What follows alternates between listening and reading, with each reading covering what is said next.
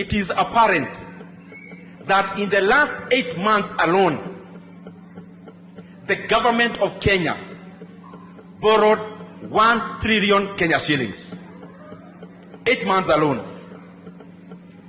And you know, I've been talking about this issue about debts. Sio kana kwamba sina mambo mengi naweza ongea.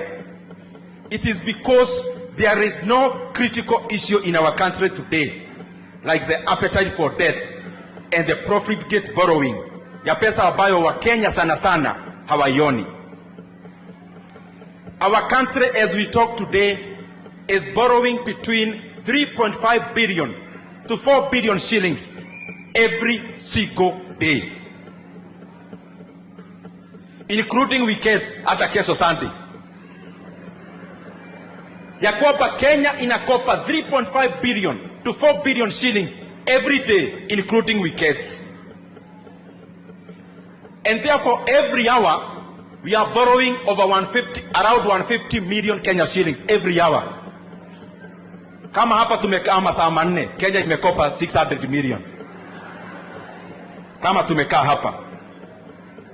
They sound just like figures, but these are not just figures.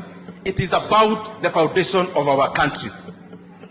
Mwai Kibaki katika miaka yake yote 10 alikopa only 1.2 trillion shillings. Na ndio ilijenga Thika highway, ikaweka maboma mingi stima, na ikaweka mambo ya maji na maendeleo yote ambayo tuliona. The money President Kibaki borrowed in 10 years, Kenya is borrowing in less than a year.